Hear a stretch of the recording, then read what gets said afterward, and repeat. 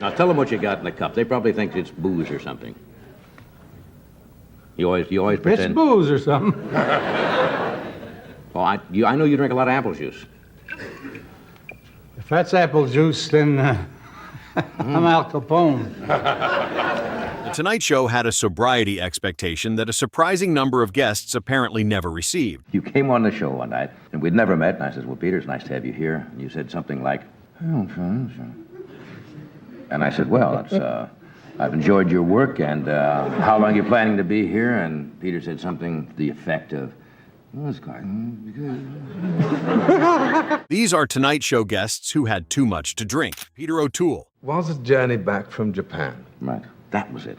And we left on Monday and arrived in the United States on Sunday, which alarmed me. Yes. And coming from Japan, one indeed stops at lots of places, Hawaii and all over. And it coincided, our stopping, with the cocktail hour. Aha. Everywhere we went, it was the cocktail hour. And one doesn't want to be discourteous. Of course not. So all along the way you... So we were... That's true. O'Toole's theatrical voice keeps the audience listening, even as his anecdotes lose their structure entirely, and his facial expressions lag behind lines he delivered several seconds earlier in a conversation that keeps threatening to unravel completely. Dean Martin.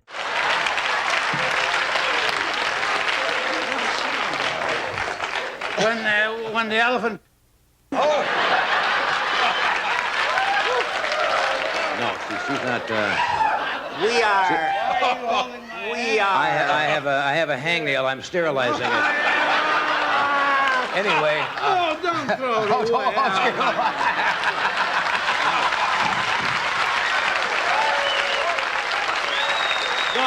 Dean reaches Carson's couch, already moving at a rhythm that doesn't match the rest of the room, with a glass in his hand that Johnny eventually sips from, while letting his face tell the audience exactly what he thinks is inside it. Ed McMahon. About 9 years. right, yeah. Several plus several will be about 9. You said 7 or 8. No, I didn't say 7 or 8. I said several. Then you said 7 or 8, and I said Did it's I? 9. Yes. 9. Good, thank you. Yeah. Some of the animals you had as babies are now 10 years old. That would be about right.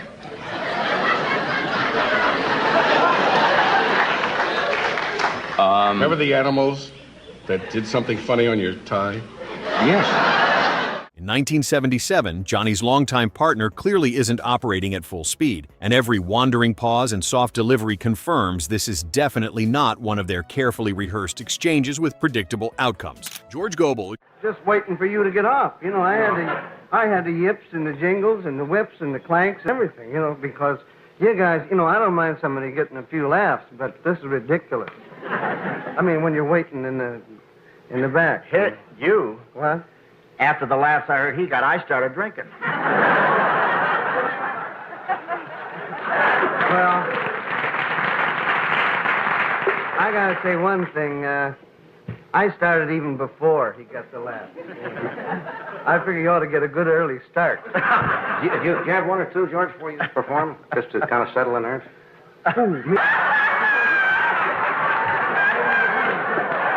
George arrives after Bob Hope and Dean Martin with a plastic cup he stops monitoring entirely, which is unfortunate given what Dean casually drops into it while the cameras keep rolling and the audience waits to see if anyone on the couch notices before anyone takes another sip. Lee Marvin. It is, and I You think... can have them in parks, but you can't have a house pet out of what you consider a wild animal, which I think saves an awful lot of it. It makes sense, because it really never works out. You originally grew up in New York, or from New York, right? Yeah. And, of course, I suppose the only thing you saw as a kid was going out to the Central Park Zoo, as far as right. animals were the monkey concerned. cage and all the old guys with the overcoats crowding the nannies in to watch the monkeys.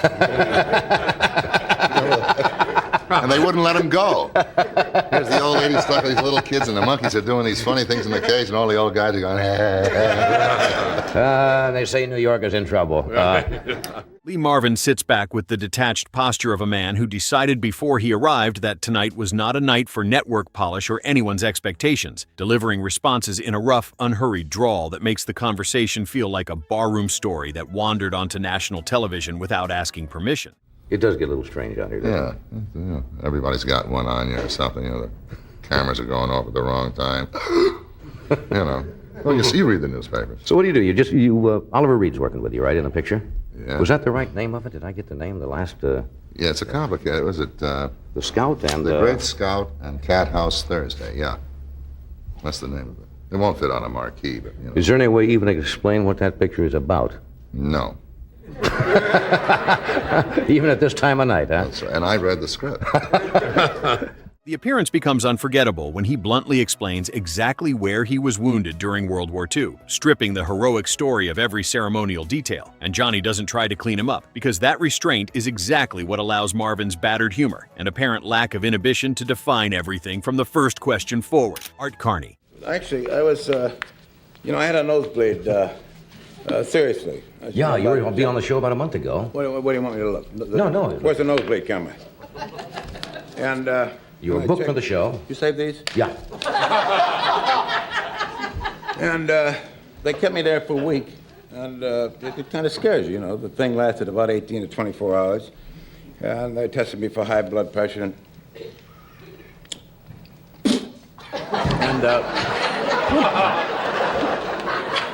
I'm on medication now. Good. Have you got any extra? Yeah, you want to? Doesn't bother you a bit, huh? No.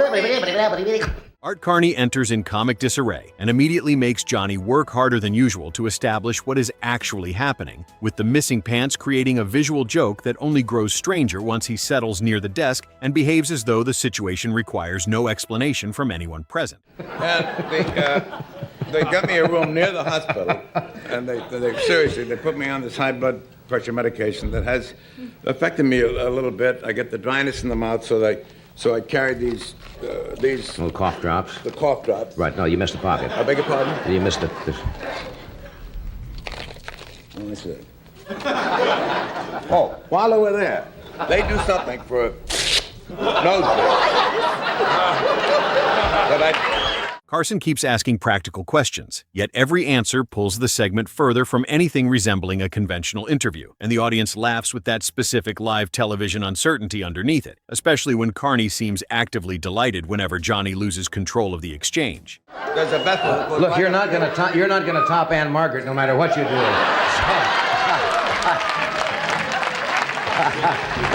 No way. No, but that's true about the nosebleed, and it was kind of a serious thing, right? And it scared me. Anyway.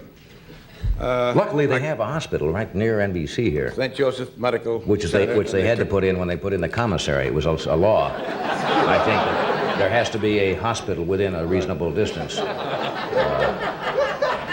To be fair, the pants setup may have been planned comedy rather than evidence of a guest who arrived overserved, but Carney's wandering delivery and the energy that resists any conventional organization make the footage read like something specific happened backstage before his name was called. As the minutes unfold, Johnny stops looking for a logical account and simply follows Carney through the chaos at whatever pace the chaos has chosen, which captures Carson at his most genuinely adaptive. Raymond Burr.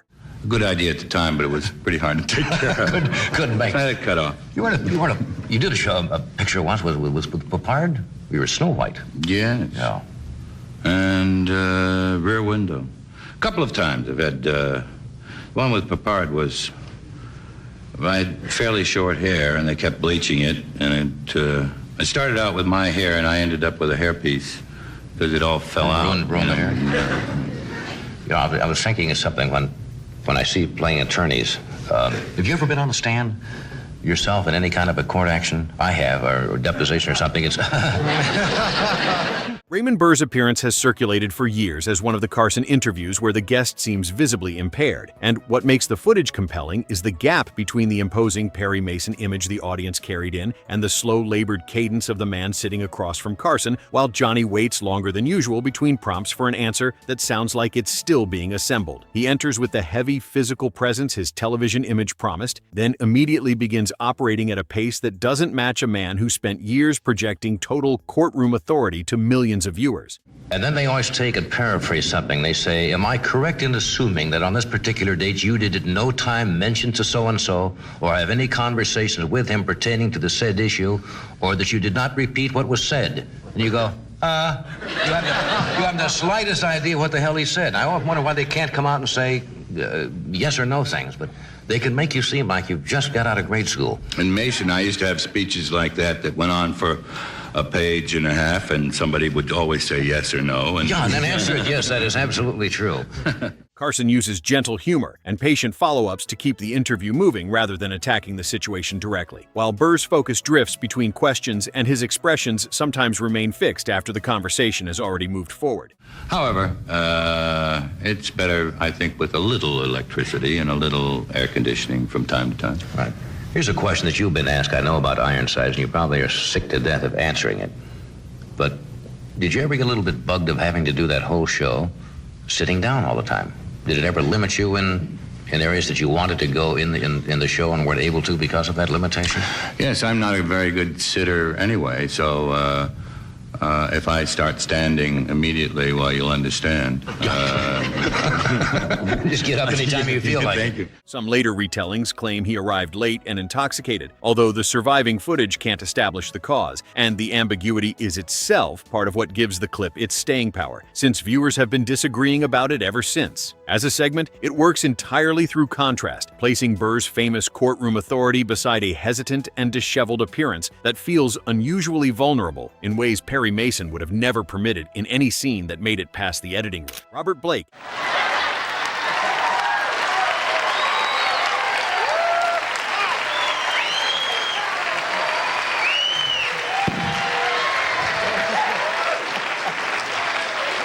Welcome back, ladies and gentlemen. We're talking to one of our more interesting guests.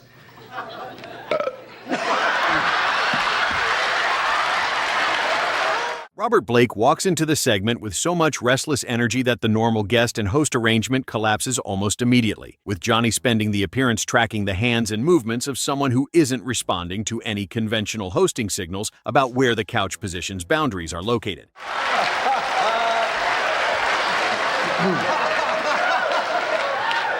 And right now, I'd like to introduce our next guest.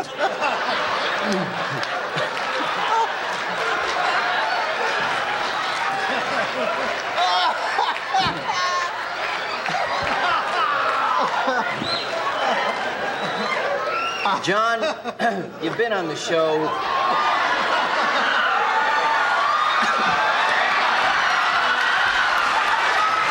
He moves toward Johnny, touches his hair, loosens his tie, and begins physically rearranging Carson with a casualness that communicates either a complete absence of social awareness or total indifference to it. And Carson laughs throughout, while still clearly assessing what Blake's hands are doing at any given moment, because the behavior is far more invasive than any standard couch bit.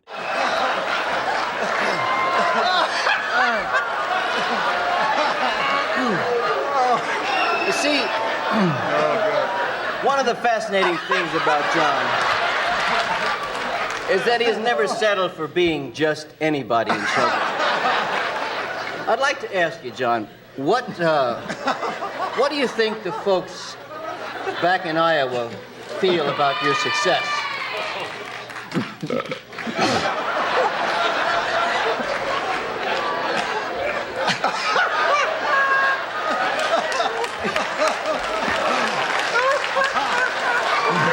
Blake then switches places with Johnny in an improvised power reversal that no one appears to have planned, turning the interview into a live experiment in what happens when a guest decides the host's physical position is simply a suggestion. His speech races between declarations, challenges, and affection at unpredictable intervals, leaving Johnny to locate the joke inside each new burst and decide in real time whether to follow the energy or redirect it.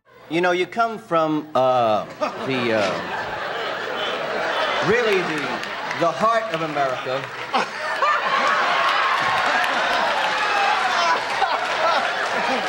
Carson confessed backstage that the Blake appearance required abandoning virtually every standard hosting instinct and simply responding to whatever the next moment produced and whatever specifically fueled Blake's intensity that evening. His inability to remain still and his apparent unawareness of conventional boundaries make the segment look less like an interview and more like a host managing a volatile visitor who decided the format itself was one of the things he came to rearrange. Johnny Carson spent more than 3 decades managing guests in every possible condition, and and the appearances in this collection prove the most interesting live television happened precisely when nobody was fully in control of what came next. Drop your favorite moment in the comments and subscribe so you never miss another classic deep dive of The Tonight Show.